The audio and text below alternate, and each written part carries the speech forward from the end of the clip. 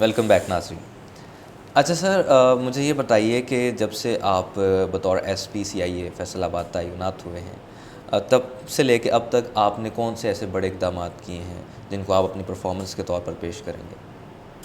हाँ बिल्कुल, इसमें डेली बेसिस पे हमारा कोई ना कोई ऐसा इंसिडेंट हो जाता है जिसमें जो अल्लाह ताला हमें उसमें कामयाबी देता है और उसमें काफ़ी अच्छी परफॉर्मेंस सामने आती है। हुँ, सबसे पहला काम तो ये हुआ था कि एक मुरीद वाला थाना मुरीद वाला है समुंदरी सर्कल में। हुँ, वहाँ से एक ना 13 साल बच्चा अगवा हो गया था। अच्छा। अगवा होने के बाद जो है ना उसके कोई वेयर अबाउट्स नहीं मिल रहे थे और वालदेन का इकलौता बच्चा था वो, और बड़े वो वालदेन परेशान थे। हुँ, वो आके ना CPO साहब को मिले थे। CPO साहब ने वो केस मेरे पास रेफ़र कर दिया। मैंने हुँ, अपनी टीम सारी CIA के पीछे लगा दी हुँ, और हमने एक हफ़्ते के अंदर जो है ना उसको बाकायदा अपनी डिजिटल टेक्नोलॉजी का इस्तेमाल करते हुए हुँ, बच्चे को जाके लाहौर एक फैक्ट्री से बरामद करके लेके आ गए। अच्छा। और उसके बाद आके हमने उसके पेरेंट्स आए। पेरेंट्स की मौजूदगी में बच्चे को उनके हैंड ओवर किया। वो हमारे सिटी 41 आए, उन्होंने सारा इंटरव्यू वगैरह किया बच्चों का और सारा। वो हमारा पहला केस था जो उसमें हमने ना उसमें कामयाबी हासिल की। हुँ, दूसरा केस जो है वो थाना मदीना टाउन का था, हुँ, जिसमें एक लड़की की आवाज़ में एक बंदा जो है ना वो 40-50 साल का था, वो उसके इश्क में मुब्तला होकर ट्रैप हो गया। अच्छा। ट्रैप होते होते उसी कॉल को वो फॉलो करता करता करता करता वो नौशेरा पहुंच गया। हुँ, नौशेरा या वहाँ पे वो पहुंचा ना तो उसको पता चला कि ये लड़की असल में वो लड़की नहीं थी, बल्कि उसको ट्रैप किया गया है। वहाँ जाके वो अगवा हो गया। अगवा हुँ, होने के बाद उसको जो है ना वो नौशेरा के आगे कोई जगह है, अगवा कार वहाँ पे ले गए। हुँ, वहाँ से उसके घर में टेलीफोन करवाए कि आप जो है ना इसको 5 लाख बंदा आपका हमारे कस्टडी में है तो 50 लाख रुपया दे जाएँ और बंदा ले जाए। वो केस रेफ़र होकर मेरे पास आया। फिर हमने उस पर वर्किंग शुरू कर दी। वर्किंग शुरू होने के बाद मेरी जो है वहाँ से जो हमारे DSP CI हैं हुँ, ज़ीशान और उनकी टीम है, इंस्पेक्टर तारक औरा, ये टीम हमने वहाँ पे नौशेरा भिजवाई। हुँ, वहाँ पे जो वहाँ की कंसर्न पुलिस थी उससे हमने रब्ता किया। रब्ता करने के उन्होंने ये बताया जी कि इधर तो रोज़ाना इस तरह के वाक़यात होते हैं हुँ, और हमने इधर लिख के लगाया है मुख्तलिफ साइन बोर्ड्स के, इस तरह का कोई कॉल आए लड़की की आवाज़ में कुछ है तो कतन ना आए, हुँ, ये अगवाकार हैं जो आपको अगवा करते हैं।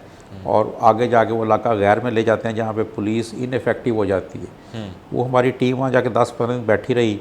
आपने वहाँ से जो पुलिस पॉइंट ऑफ व्यू से तो हमें कामयाबी हासिल ना हुई। हुँ, वहाँ पे फिर हमने लोकल लोगों को प्लांट किया। हुँ, लोकल लोगों को प्लांट करके तो बड़ी मुश्किल से हमने ना अपनी वो अफ़ाम व तफ़हीम की पॉलिसी इख्तियार करते हुए हुँ, वो बंदा वापस उनसे लिया। सही। और वो भी अगले दिन आया था, उसके भाई वगैरह साथ आए थे और उन्होंने बड़ा इस चीज़ का शुक्रिया अदा कर रहे थे और बहुत ही ज़्यादा इसमें था। हुँ, तीसरा बड़ा केस जो आज ही हमने किया है वो ये है कि इधर एक एडवोकेट हैं नदीम बाबर, उनकी मदीना टाउन से एक ग्रैंडी गाड़ी चोरी हो गई थी। अच्छा। और वो बड़ा हाई प्रोफाइल केस था। बड़े सीनियर ऑफिसर्स उसके बारे में कंसर्न थे। वकील साहब रोज़ आते थे मेरे पास, कभी CPO साहब के पास जाते थे, कभी RPO साहब के पास आते थे। हुँ, वो हमने उसमें ना दिन रात मेहनत की। उसमें हमने जो बेसिकली जो कार चोरी होती है ना उसमें 3 लोग इन्वॉल्व होते हैं।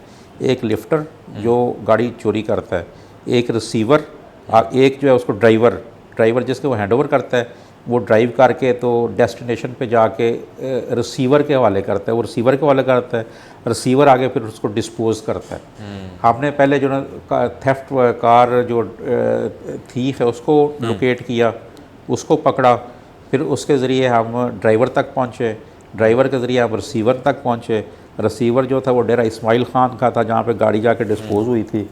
वो हम सारे पकड़ाते हमने किसी को साहिवाल से, किसी को खानेवाल से पकड़ा के ना हम डेरा गाजी खान उस रिसीवर के पास पहुँच गए। अच्छा। उसकी जो हमारे पास थी इन्फॉर्मेशन, उसकी निशानदेही पे हमने जो ना वो गाड़ी बरामद कर ली। सही। गाड़ी बरामद करने के बाद जब हम उसको गाड़ी को लेके वापस आ रहे थे तो वहाँ पे जो लोकल पुलिस थी उन्होंने जो है ना हमारी एविलेस टीम को इंटरसेप्ट कर लिया। उन्होंने कहा जी आप ये कहाँ लेके जा रहे हैं गाड़ी, और हमने बताया कि ये हमारी FIR है, हुँ, ये मुद्दई है, ये मुलज़म है, ये हमारे पास रिमांड पे है, तो ये हुँ, हम अपनी केस प्रॉपर्टी लेके जा रहे हैं। हुँ, लेकिन उसके लिए हमें फिर बड़ी मेहनत करनी पड़ी। हमें बड़े हाई लेवल पे रब्ता करके तो वो फिर हम वहाँ से ना उनकी गाड़ी शाड़ी लेके हुँ, तो वापस आए। तो वकील साहब जो है उनकी कोई थी वो ग्रैडी की कीमत 30-32 लाख रुपया, तो वो आपने बरामद की, तो आज वो उसी तकरीब में CPO साहब ने उसको गाड़ी जो है ना उनके हैंड ओवर की है, और जो है AVLS टीम थी उन तमाम को कमेंडेशन सर्टिफिकेट्स और साथ इनामत वगैरह दिए हैं। ये बड़ा अच्छा काम है।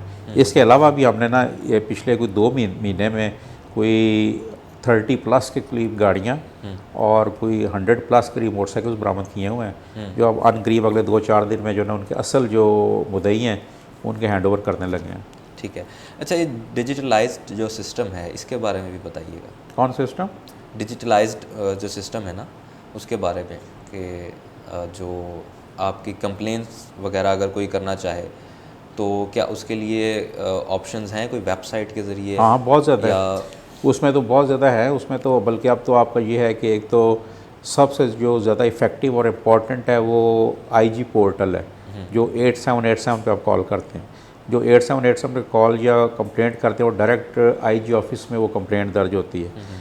उस कंप्लेंट दर्ज होने के बाद आपका जो कंसर्न्ड SP और कंसर्न्ड STPO है उसके नंबर पे SMS आ जाता है, और उसको हमने विदिन 12 आवर्स उस बंदे को बुला के सुनना होता है। सुनने के बाद उसको रिलीफ देना है। अगर उसकी FIR दर्ज नहीं होती तो उसकी FIR दर्ज करवानी है, रिकवरी का इशू है, अरेस्ट ऑफ एक्यूज्ड है, वो सारा होता है। एक तो ये हमारा है जिसका हम अकाउंटेबल हैं after every 12 hours to IG office. दूसरा हमारा जो इंस्टेंट है, जो डिस्ट्रिक्ट में चल रहा होता है, वो 15 की कॉल्स हैं। अगर कोई वाक़या हो जाता है फौरी तौर पर 15 पे कांटेक्ट करते हैं, जिसका 15 का जो हमारा रिस्पांस टाइम है वो मैक्सिमम जो है वो 5 से 7 मिनट है। 5 से 7 मिनट पे हमारी जो टीम, जिसमें डॉल्फिन की टीम है, वो सारी टीमें जो ना वहाँ पे मौके पे पहुँच जाती हैं। सही। इसके अलावा अब तो और काफ़ी, आप अगर इससे आगे आपने जाना है तो प्राइम मिनिस्टर पोर्टल है, फिर चीफ मिनिस्टर कंप्लेंट सेल्स हैं, वो जैसे जैसे हैं हर जगह पे रिस्पांस मिलता है। अब अगर कोई ये कहे कि पुलिस में किसी जगह पे कंप्लेंट एंटरटेन नहीं होती या उसका कोई फौरी तौर पे रिस्पॉन्ड नहीं करता, ये बिल्कुल गलत है। अब तो इतने ज़्यादा चैनल्स हैं कि किसी की, सर अभी भी ये चीज़ें तो सुनने में आती रहती हैं कि FIR नहीं दर्ज हो रही और सुनवाई नहीं हो रही। नहीं, उसमें ये होता है कि कंप्लेंट आपकी फौरी रिड्रेस हो जाती है। जो FIR बनती है, जो FIR दर्ज होती है, वो तो इमीडिएटली FIR उसकी दर्ज हो जाती है। जो FIR में डिले होता है उसमें कुछ इश्यूज होते हैं। बेसिकली ये होता है कि कई ऐसे केसेस हैं जो पुलिस से रिलेटेड नहीं होते, लेकिन चूँकि पुलिस एक आवाम के पास एक इंस्टेंट रिलीफ है जो फौरी रिस्पॉन्ड करती है, वो आपकी छोटी छोटी चीज़ें जो है ना वो भी पुलिस को बताते हैं।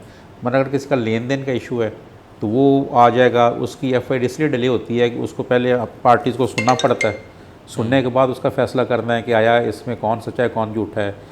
इस तरह आप लेन देन के तनाज़े हैं, प्रॉपर्टी के तनाज़े हैं, या कोई इस तरह के कब्ज़ों के कोई इशूज़ हैं, उसमें ज़ाहिर है कि पार्टीज़ को सुन के उसकी ओनरशिप डिसाइड करना पड़ता है कि पहले कौन काबज़ था, कौन काबज़। उसमें जो आपकी ना फौरी FIR मतलब मर्डर हो जाता है, आपकी लड़ाई झगड़ा हो जाता है, कोई और आपकी गाड़ी चोरी हो जाती है, मोटरसाइकिल चोरी होती है, उसमें मेरा नहीं ख्याल कोई डिले हो, फौरी FIR दर्ज होती है उसमें। सही।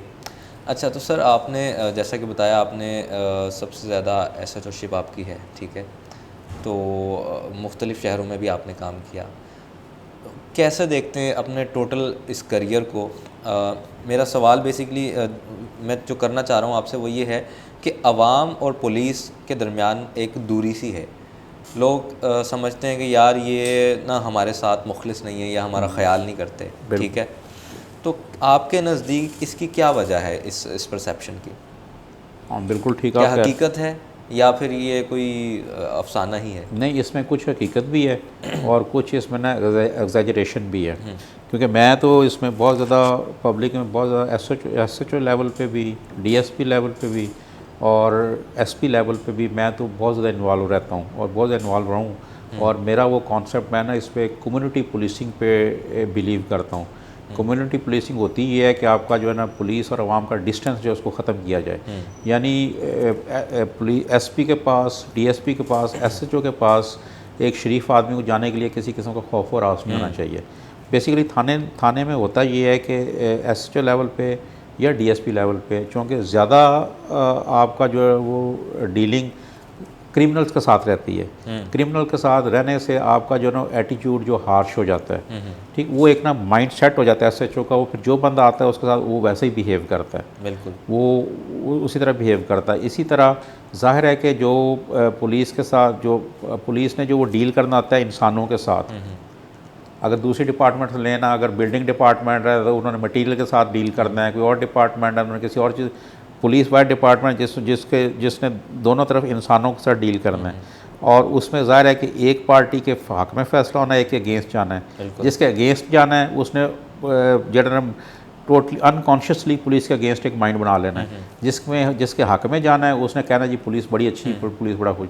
हालांकि ऐसी बात है नहीं है, मैंने खुद ऑब्ज़र्व भी किया है। और पुलिस, अगर मेरा अपना एटीट्यूड रहा है, और लोगों को मैं अपने सबॉर्डिनेट को यही कहता हूँ कि आप पर्सन टू पर्सन अपना एटीट्यूड रखें। मसलन आप अगर हार्डन क्रिमिनल है, उसके लिए आपका एटीट्यूड और होना चाहिए, हार्श होना चाहिए, सख्त होना चाहिए। अगर कोई ऐसा जिसने कोई इखलाकी बुराई की है, उसके लिए आपका एटीट्यूड और होना चाहिए। जो शरीफ आदमी है, जो आपके पास मिलने आया है, कोई अंजुमन ताजरान के लोग हैं, कोई वकला हजरात हैं, कोई लोकल नोटेबल्स हैं, कोई वो अगर आते हैं तो उनके साथ आपका एटीट्यूड फ्रेंडली होना चाहिए। यानी पर्सन टू पर्सन आपका एटीट्यूड वेरी करता है पुलिस में। अच्छा, मुझे ये बताइए कि ये तो एक तो आवाम का एटीट्यूड होता है, ठीक है, आवाम की शिकायत होती हैं, पुलिस वाले जो हैं वो क्या सोचते हैं आवाम के बारे में? यानी क्या आपको भी कोई आवाम से शिकायत है जो आप चाहते हो कि नहीं आवाम को चाहिए ऐसे नहीं ऐसे बिहेव करें? बिल्कुल इसमें है, लेकिन एज सच मुझे कोई स्पेसिफिक शिकायत नहीं है। डिपार्टमेंट के हवाले से ये होता है कि जो है ना, वो आवाम भी, ज़ाहिर है पुलिस भी इसी माशरे का हिस्सा है। बिल्कुल ठीक है, पुलिस जो है और माशरा जो है, सोसाइटी, वो भी ज़ाहिर है कि पुलिस माशरा वो एक ही चीज़ हैं। और जितना जो दोनों में आपस में कोऑर्डिनेशन नहीं होता ना, उस वक्त तक एक अच्छे कोऑर्डिनेट रिलेशंस पैदा नहीं हो सकते। माशरे में सिर्फ ये है कि फ़र्क करें कि किसी का नुकसान हुआ है ना, वो चीज़ों को फैब्रिकेट एग्जेजरेट कर देते हैं। मिसाल के तौर पे अगर किसी घर में चोरी हो गई है तो उसका अगर 50,000 का नुकसान हुआ है तो FIR दर्ज करवाएगा 5 लाख रुपए की। ठीक, अगर उसके घर में कोई रॉबरी हुई है तो बंदे 3 थे तो वो बंदे 10 लिखवाएगा। ठीक, अब ज़ाहिर है जब इन्वेस्टिगेशन होगी ना, इन्वेस्टिगेशन होगी तो इन्वेस्टिगेशन साबित हो जाएगा कि 5 लाख नहीं है, ये 50,000 है। पुलिस आपने ठीक होगी। दूसरा बंदा ये कह रहा होगा जी पुलिस जाती कर रही है, जी मेरा 50 लाख था तो 50,000 बना दी है। इस तरह जो बंदे, जब आप डिटेक्शन होती है, आपको हाउस रॉबरी जो चेक करते हैं तो इंटरोगेशन में जब गैंग्स पकड़े जाते हैं तो पता ये चलता है कि ये FIR जो है 10 बंदों के खिलाफ है, असल बंदे 4 थे। उसमें ज़ाहिर है कि 4 बंदे चलान भी होने हैं, रिकवरी होने हैं, बाकी बंदे उसमें बेगुनाह ही होने हैं ना। बिल्कुल, उसमें पब्लिक को ग्रीवेंसेस आ जाती है जी देखें हमारे 10 बंदों में से पुलिस ने 4 बंदे चलान कर दिए, बाकी बेगुनाह कर दिए। भी वो बेगुनाह ही होने थे ना। बिल्कुल इस तरह मर्डर केसेस हैं, पुरानी दुश्मनियाँ। मैं रहा हूँ पुरानी दुश्मनियों वाले इलाके में, शेखुपुरा में मैंने सर्व किया है।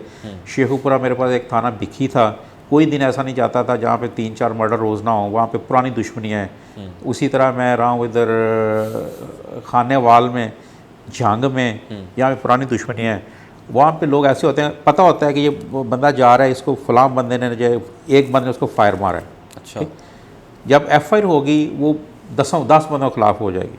अच्छा, उसके भाइयों को इमाम में रखा होगा, वालद को उसको ललकरे में रखा होगा, उसकी वालदा को इमाम, यानी कोई फैमिली का मेंबर ऐसा नहीं होगा जो FIR में नहीं होगा। यानी एग्जैजरेशन बहुत ज़्यादा होता है। अब जब देखें ना, जब आपने फेयर इन्वेस्टिगेशन करनी है, फेयर इन्वेस्टिगेशन करनी है, अगर 10 बंदों के खिलाफ पर्चा है, अगर उसमें 2 गुनाहगार हैं तो आपने 2 को ही करना है ना। जब आप 2 बंदों को गुनाहगार कर देंगे, पुलिस पे एलिगेशन शुरू आ जाएंगे जी इसने 8 बंदे तो पुलिस ने पैसे लेके बेगुनाह कर दिए हैं, पुलिस ने फ़लाँ सियासतदान की सिफारिश पे बेगुनाह कर दिए हैं, फ़लाँ पे कर दिए हैं। हालांकि जब आप उसको प्रॉब करते हैं, इंक्वायरी करते हैं, तो ऐसी कोई बात नहीं होती। बिल्कुल। नाज़रीन, वक्त हुआ है ब्रेक का। ब्रेक के बाद दोबारा यहीं से गुफ्तगू का आगाज़ करें।